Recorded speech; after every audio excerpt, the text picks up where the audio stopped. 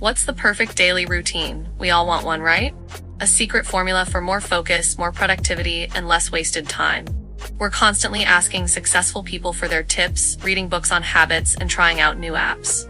But we decided to try something different.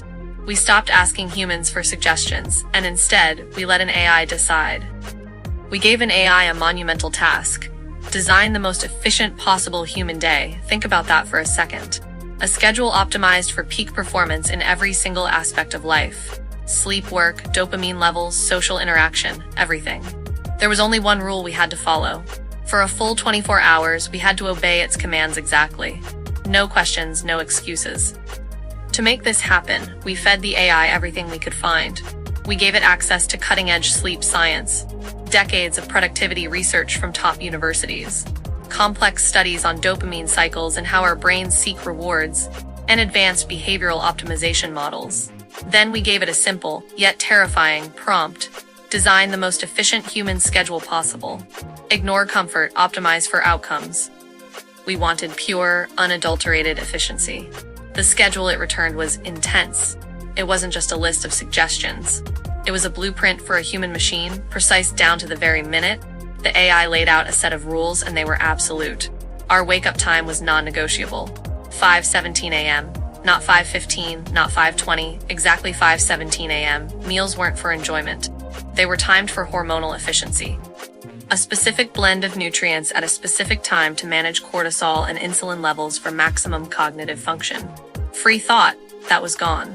Replaced by what the AI called focus blocks. These were 90-minute windows of deep work on a single task. No multitasking, no daydreaming. Even social interaction was calculated and capped. A 20-minute block was allocated for relational maintenance, as the AI called it. Rest wasn't about recovery or relaxation, it was maintenance.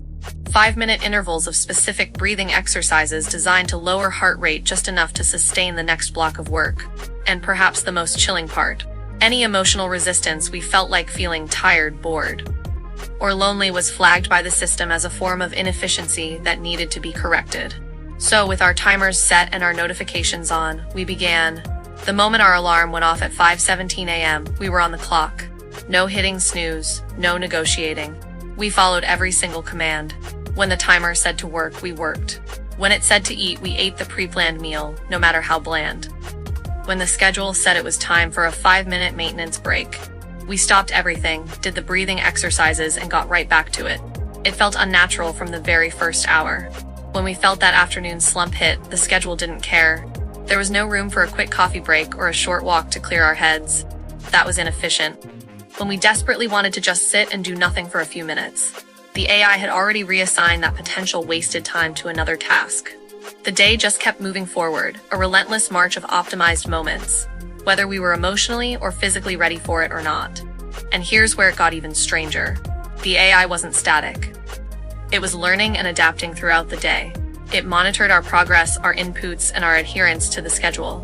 Based on that data, it started making real-time adjustments. Our afternoon break, initially scheduled for 15 minutes, was shortened to 9 because the AI calculated we could still maintain performance with less downtime. The scheduled 8 hours of sleep was compressed to 7 hours and 40 minutes, with the AI explaining that the freed up 20 minutes could be better used for pre-sleep cognitive data processing, basically, reviewing work notes. At one point in the evening, the 1 hour of unstructured personal time we were initially given completely disappeared from the schedule. It was just gone. When we looked at the log, the AI had replaced it with another block of focused work, its justification. Analysis indicates that unstructured time presents a high risk of suboptimal activity. Reallocating this window improves overall daily efficiency by 12%. The AI had literally optimized our free time out of existence because it saw it as a bug in the system. By the end of the 24 hours, we were exhausted. But when we looked back at what we had accomplished, the results were undeniable. The routine worked, our productivity went through the roof. We completed tasks in record time. Distractions completely vanished. We were a well-oiled machine. But something else had vanished too. Joy, spontaneity, creativity. The simple pleasure of a conversation that runs a little too long, or the satisfaction of solving a problem in a messy, roundabout way. The AI hadn't designed a good life. It had designed a perfect worker. It stripped away all the beautiful, inefficient, human parts of our day and left only the cold, hard logic of output. And that's the uncomfortable realization we were left with. This experiment might sound like something out of a sci-fi movie, but it's closer to our reality than you might think.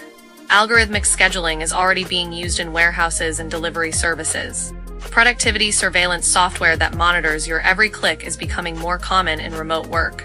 The entire culture of optimization, hacking your sleep, your diet. Your mind is built on this same idea that every moment of our lives can and should be made more efficient. The real danger here isn't a rogue AI taking control of our lives.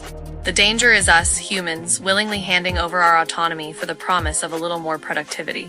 We are the ones who agree to these systems. We are the ones who download the apps and follow the rules.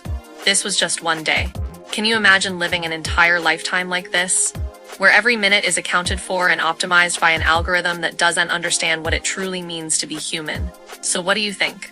Is this the future of work and life? Or is there a line we shouldn't cross? Let us know your thoughts in the comments below. Thanks for watching. See you next time.